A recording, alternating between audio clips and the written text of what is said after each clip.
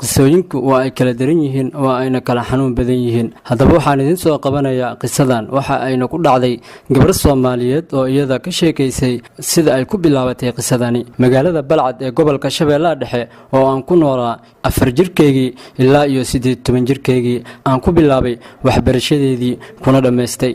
mahad wuxuu ka mid ahaa dhalinta aan isla jaan qaadnay inkastoo iga weynaa da ahaan 8 sano. haddana sida aad ogtihiinba da'da ragga iyo dumarka farqi baa u dhaxeeya. aan idin bilaabo qisadani sida ay u dhacday. aniga iyo mahad waxaan ahayn laba qof oo ku soo barbaaray jacayl walaaltinimo oo aad u fog iskuna xog iyo xuraan ah. waayo waxaan ahayn daris isku deegaan ah iskuna xaafada.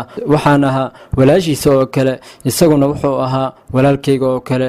waxaa dhacday habeenada ka mid ah iyada oo roob ka daayay deegaanka Balcad dhulkana ay tiigadu buuxisay inuu iigu yimid gurigayga oo aan ka fogeyn gurigooda. wuxuuna ii sheegay inuu doonayo in aan aadno riwaayad socotay habeenkaasi oo ahayd riwaayadii lagu magacaabi jiray Shumey oo markaa aad loo xiisan jiray. kama diidi karin waayo waxaan ahayn laba ruux aad isugu weyn. waxaan u sheegay inuu ii soo noqdo si aan isku diyaariyo isagana hadal kama soo celinin waa uu iga ogolaaday. waxaa caado inoo ahayd in aan isu heshano riwaayadaha aroosyada garoomada ciyaaraha waxay inoo ahaayeen kuwa nolosheena ka mid ah waayo isaga ayaa watay gaari noo sahla aadista goobahaasi oo dhan. waqti yar kadib buu soo noqday anigoo diyaar ah. waxaan u jaan qaadnay xaggii degmada oo ahayd halka riwaayadda 15 Shumey ay habeenkaasi ka dhacaysay dadkuna ay aad halkaasi u soo buux dhaafiyeen. laakiin nasiib wanaag anagu waan haysanay tikirkii lagu gali lahaa halkaasi.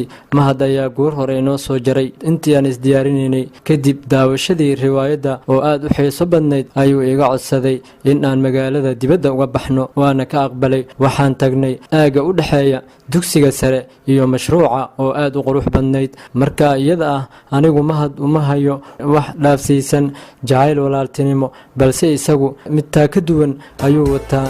sida uu igu soo bandhigtayna waa sidan. mahad waxa uu yiri walaal ma ogtahay in aan aad ku jeclahay.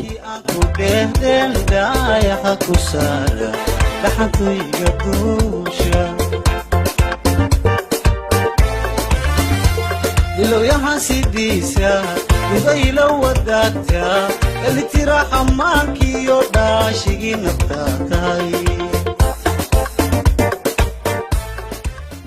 anna waxaan ugu jawaabay aniguba waan ku jeclahay mid walaaltinimo ah.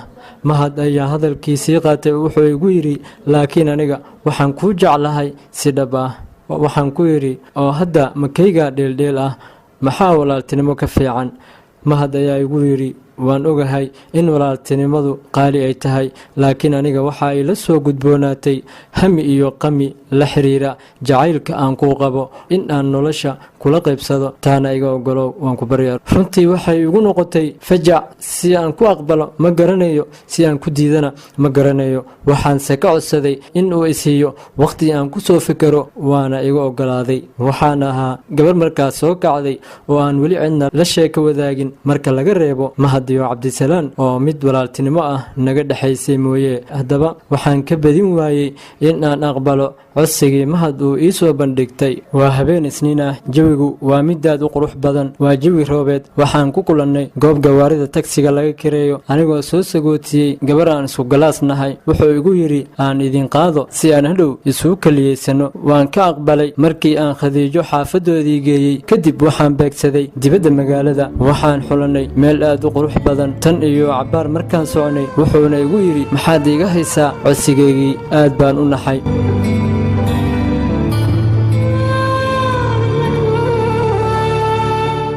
waayo ugubnimadu way ii saamix weyday in aan markiiba yiraahdo waa aqbalay. markaan cabaar aamusnaaday ayuu mar kale yiri miyaanan u qalmin in aan ku jeclaado. mar kale ayaan argagaxay oo aan ka naxay hadalkan dambe. waxaana ku jawaabay anigoo jaraynaya dhididna uu iga daayo waad u qalantaa walaal waana kaa aqbalay jacaylkaagii.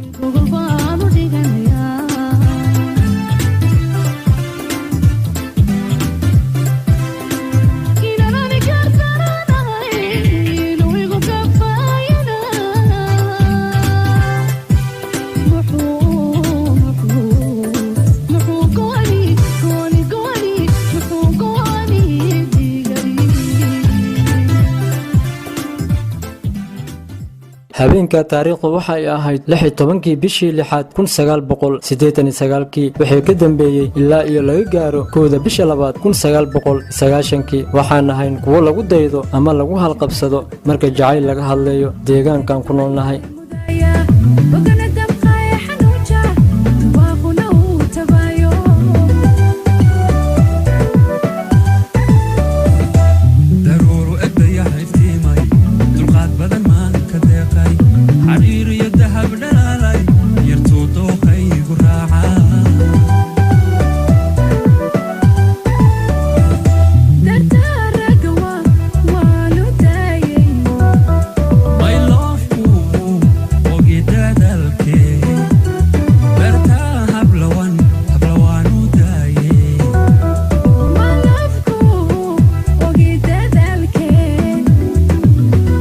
nasiib daro waxaana soo wajahday markii ay dagaalada sokeeye Soomaaliya ka dhaceen oo ay beelihii aan ka dhalanay ay dagaalameen oo aan kala fogaanay oo midkeenaba midka kala tabay laakiin uusan aqoon meel uu ku dambeeyo.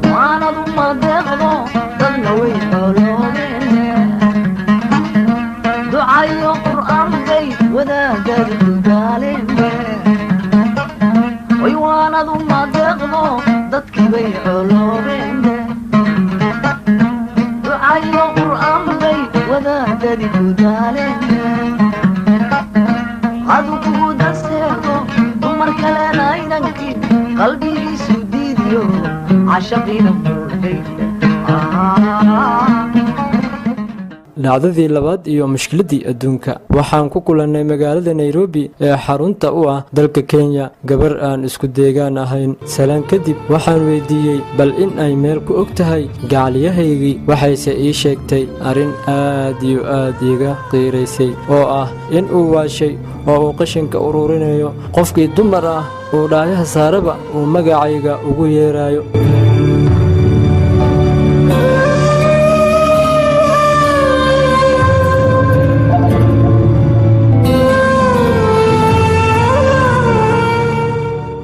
daqiiqado ooyin iyo dhiilo ah kadib waxaan weydiiyay meeshii ugu aragti dambeysay waxayna igu tiri magaalada Muqdisho ee caasimadda dalka Soomaaliya gaar ahaan xaafadda Siinaay. in cabaar ah ayaan saldhigtay jirdiin u dhowaa goobtii aan ku kulannay gabadhii raadkan xun iigu reebtay su'aalo badan oo aan isweydiiyay kadib ayaan waxaan go'aansaday inaan dib ugu soo noqdo magaalada Muqdisho si aan dhibka ula qaybsado wiilkii ay kala fogaanshahayna qalbigiisa dhaawacday. waxaan u soo ambabaxay magaalada Muqdisho anigoo soo raacay diyaaradda jaadka qaada oo fariisata airportka lambar 50. waxay ahayd xilli ay aad iyo aad nabadgeliyadu u xumayd oo gaarigii aan ka soo raacay kiiloomitir 50 ayaa lagu baartay meel wax yar u jirta kuliyadii la foole. waxaan halkaa ku waayay wixii aan sitay oo hanti iyo saaxiib ahaa anigoon waxba sidan labadii shay oo aan xiranaa mooye ayaan soo galay magaalada. waxaan beegsaday guri ay lahaayeen reer aan macruuf ahayn waayo mid walaalkay lahaa oo Madiino ku yaalay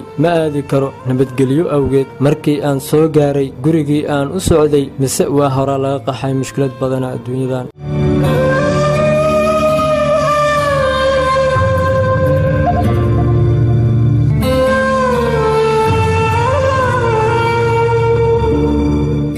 waxaan weydiiyay reerkii guri ahaan ugu xigay waxayna ii sheegeen in ay yakhshid u guureen. waxaan qaatay tilmaantii la isiiyey waxaan beegsaday meeshii la ii tilmaamay. shiddo iyo mushkilad badan kadib waxaan ku guulaystay in aan helo gurigii ay ku noolaayeen macruufkaygii. hase yeeshee qofkii u horeeyey oo i arkaa wuxuu igu yeeray magac beddelan oo aan aad u dhibsaday. waxaana go'aansaday in aan dib uga laabto iyagoo ila sii hadlaya ayaa dhabarkii ka qarsoomay. waxaan beegsaday dhanka Siinay oo aan isleeyahay bal ka doondoon kii aan dalka dartiisa ugu soo laabtay maalinka ay ma suuragelin in aan helo oo gabalkii ayaa iga dumay aniga oo aan helin xataa cid ii sheegta waxaan garaacay albaabkii igu dhowaa markii gabal ku dhacay waxaase iga furtay qof aan aad isugu faraxnay alla waa hiblaayo alla waa khadiijo alla waa hiblaayo alla xagee ka timi iyo Nairobi walaal soo gudub qubayso iyo wax cun gacalo ay ku dheehan tahay kadib ayaan iswareysanay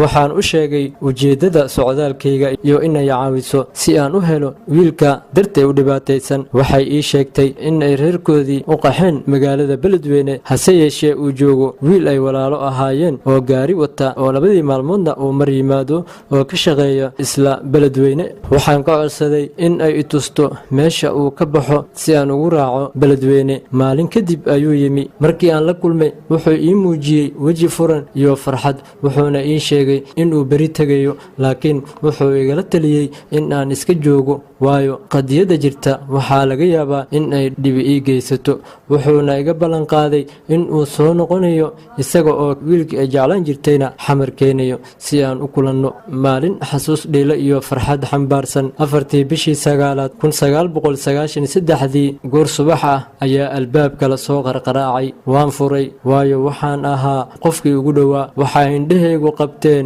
mahadoo timihii ku baxeen aadna u caatoobay oo dhalan rogmay naxdin iyo farxad maxaa dhacay